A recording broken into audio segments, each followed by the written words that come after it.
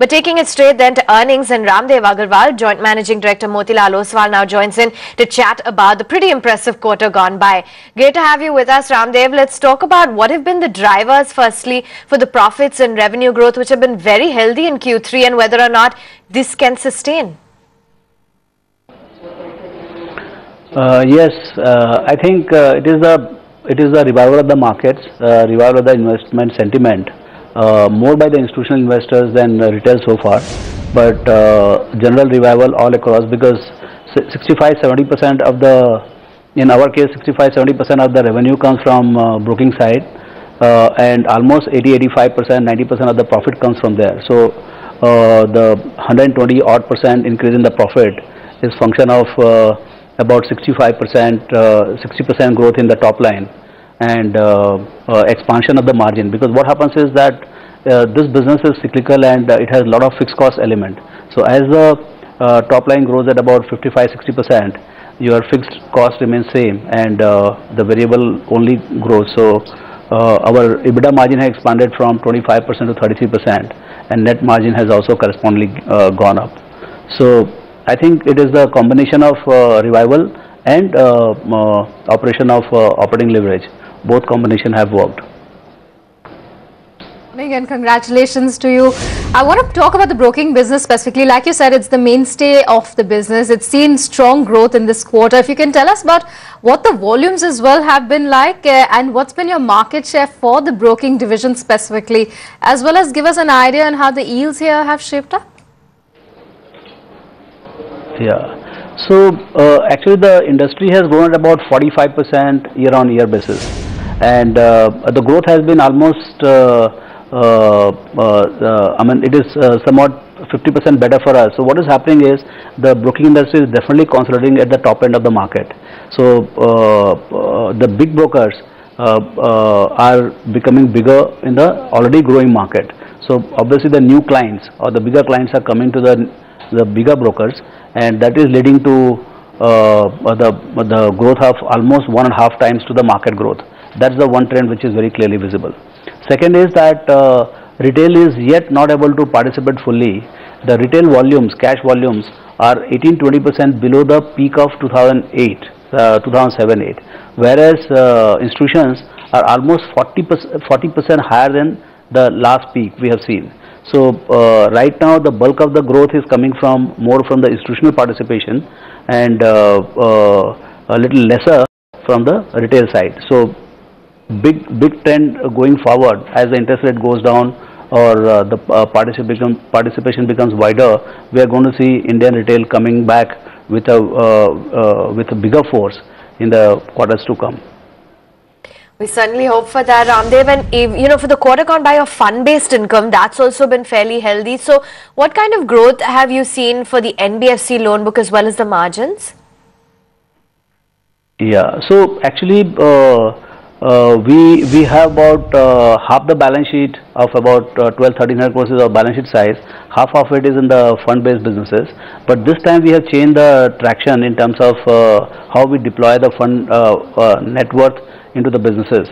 One, for the margin funding of about 450-500 crores, we have borrowed equal amount of money from the market, and we have made it a spread business. The 450 crores which we had of our own balance sheet, that we have deployed in mutual funds which are run by our own Motilal Oswal AMC, and there we have unbooked profit of about 95 crores as of 31st December 14. So what results you get to see is not including that 95 crores profit which is unbooked lying in the P&L. So the fund-based business has done very well. Apart from that, you know, the 70% of the business comes from the broking, 30% comes from the fund-based activity.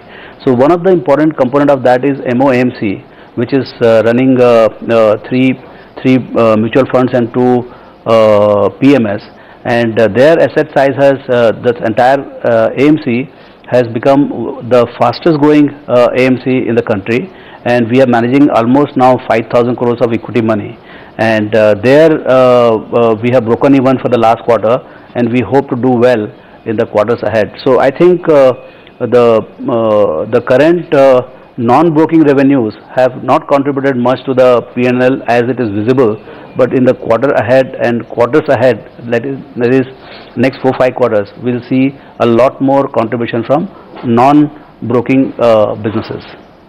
So, Ramdev, would you be able to quantify how much contribution or how this mix would change between the broking, non-broking business? And also, if not, just give us a sense on if you see any asset quality stress on the NBFC side. Yeah. So, in NBFC side, since it is largely to our own clients, I mean, there's not much of stress out there. I mean, there could be something small here and there. And particularly in the rising market, you don't get to see this kind of stress. It's only when the market goes down, you get to see some kind of shock from there. But in some of the old, lendings which would have happened to some of the clients, probably we have some stress, but we don't have any stress from the margin book in a significant fashion.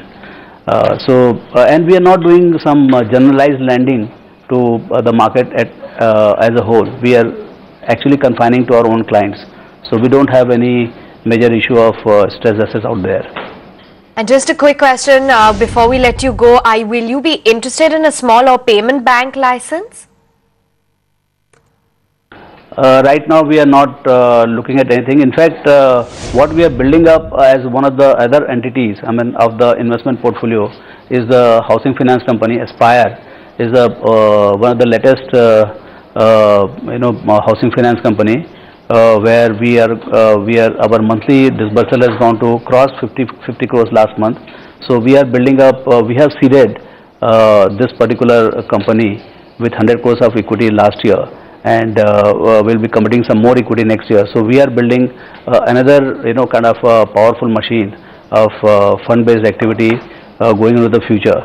So but I don't think we have anything of payment bank or a small bank in our horizon. We are studying everything, but nothing so far. Thank you so much for taking out the time and joining in and clarifying, in fact, some of the questions that the markets have also been abuzz with.